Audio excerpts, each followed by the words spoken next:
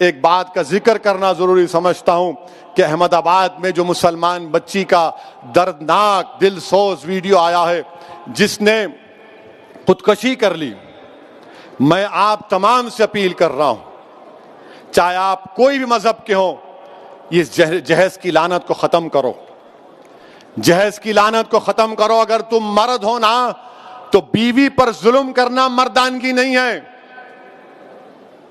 بیوی کو مارنا مردانگی نہیں ہے، بیوی سے پیسوں کا مطالبہ کرنا مردانگی نہیں ہے۔ تم مرد کہلانے کے بھی لائق نہیں ہوگا اگر تم ایسی حرکت کرو گے۔ وہ معصوم بچی پر ظلم کیا گیا، وہ تنگ آ گئی جہیز کی لعنت کی، جہیز کا مطالبہ اس آدمی کے مارنے اور پیٹنے پر، اور اس نے اتنا بڑا اقدام کر لیا۔ شرم آنی چاہیے ان گھر والوں کو جنہوں نے ہماری اس بیٹی کو مجبور کیا۔ میں تو اللہ سے دعا کروں گی اللہ تم کو غارت کرے، تم لوگوں کو۔ ہر باپ کی تکلیف تم نہیں سمجھ سکتے۔ اگر کوئی باپ خبر میں جاتا ہے، میں کئی ایسے لوگوں کو جانتا ہوں جو زندگی کی آخری سانسیں لیتے ہیں اور اپنا ہاتھ پکڑ کر دھیمی سی آواز میں کہتے ہیں اسد صاحب بچی کی شادی ہے، انتظام کرا دو، مرنے سے پہلے کچھ ہو جائے۔ کیا ہو رہا ہے ان لوگوں کو؟ کتنے عورتوں کو تم مارو گے؟ کیسے تم مرد ہو جو بچیوں کو مار رہے ہو، ان کی جانیں لے رہے ہو؟ کیا تم میں انسانیت مر چکی ہے؟ اور ایسے کتنے لوگ ہیں جو اپنی بیویوں پر ظلم کرتے ہیں، تھپڑ مارتے ہیں، جہیز کا مطالبہ کرتے ہیں، حاملہ بیویوں کو ڈھکیلتے ہیں اور باہر نکل کر اپنے آپ کو بڑا فرشتہ کہلاتے ہیں۔ ارے یاد رکھو تم دنیا کو دھوکہ دے سکتے ہو مگر اللہ کو نہیں دیکھ سکتے۔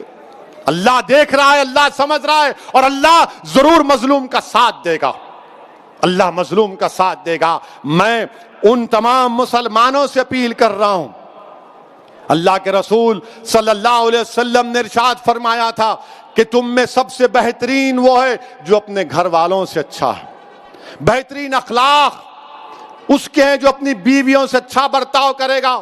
یاد رکھو اگر تم اپنی بیویوں کو مارو گے تو کل یہی مار کا تم کو حساب حشر کے میدان میں دینا پڑے گا۔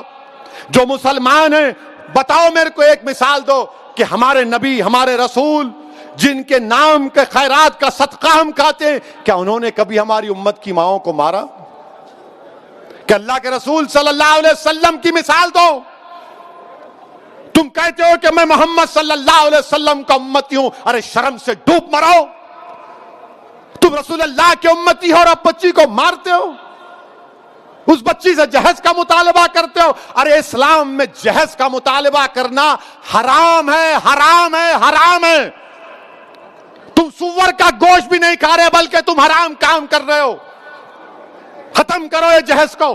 کیا لے کے جاؤ گے خبر میں؟ حیدرآباد کی دکن کی تاریخ بھری پڑی ہے، محلات ہیں بادشاہوں کے، ان کے مقبرے پر آج پھول ڈالنے والا کوئی نہیں ہے۔ کیا لے کے جاؤ گے تم کسی بچی پر ظلم کر کے؟ کتنی دولت تم کو چاہیے؟ ظلم کرے اس بچی پر، تکلیف ہوتی ہے، شرمندگی ہوتی ہے۔ سوچو اس بات کو، ختم کرو ان برائیوں کو اپنے معاشرے سے۔ بچیاں اللہ کے رسول صلی اللہ علیہ وسلم مسلمانوں کے لیے کہہ رہا ہوں بلکہ دنیا کو بتا رہا ہوں کہ ہمارے رسول صلی اللہ علیہ وسلم جب اپنے بیٹی سے ملنے جاتے، شہزادی جنت سے، یا وہ آتی، اللہ کے رسول صلی اللہ علیہ وسلم اپنی صاحبزادی کے لیے کھڑے ہو جاتے، بیٹی کے لیے کھڑے ہو جاتے تھے، حضرت فاطمہ کے لیے پیشانی پر بوسہ دیتے اپنی بیٹی کو۔ اور تم کیا کر رہے ہو؟ میرے عزیز دوستوں اور بزرگوں، یہ مجلس کے ذمہ داروں کا جلسہ ہے۔ ہماری بھی کوشش یہ ہونی چاہیے کہ پہلے اگر ہمارے گھر میں ایسا ہو رہا ہے اس کا خاتمہ کرو، ہمارے محلے میں ہو رہا ہے سمجھاؤ ان لوگوں کو، اور میں ہماری بیٹیوں سے کہوں گا کہ ڈرنا نہیں، تم ہرگز اپنی جان نہیں لینا، تم کبھی اپنی جان نہیں لینا، کبھی نہیں لینا تم اپنی جان، تم زندہ رہو، ہم تمہارے ساتھ ہیں۔ تمہاری جان کی قیمت ہے میری بیٹیوں۔ اگر تمہارا باپ تکلیف میں ہے تو ہم بھی تکلیف میں، مگر کبھی اپنی جان مت لو۔ چھوڑو، لات مارو اس گدھے کو، اس ظالم کو جو تم کو مارتا ہے، تم سے جہیز کا مطالبہ کرتا ہے۔ تمہاری زندگی بہت بڑی ہے، لات مارو اس کو، قانون کو استعمال کرو۔ مت گزارو ایسے ظالموں کے ساتھ زندگی. کیا فائدہ اس باپ پر کیا بیت رہی ہوگی جو ویڈیو دیکھا ہوگا اپنی بچی کی موت کا, زندہ رہتے ہوئے مر گیا ہوگا اگر زندہ ہے تو. میرے عزیز دوستوں اور بزرگوں, اس برائی کا خاتمہ ہم کو کرنا ہے, عورتوں کا ساتھ دینا ہے. عورتوں کو حقیر مت سمجھو, عورتوں کا ساتھ دو, عورتوں کا ساتھ دو. ان کو ہم کو معاشرے میں آگے بڑھانا ہے. یقیناً جو حجاب پہنتے ہیں کوئی روکتا نہیں ہے, برقع حجاب ان کی ترقی کی نہیں روک سکتا. کل ناسک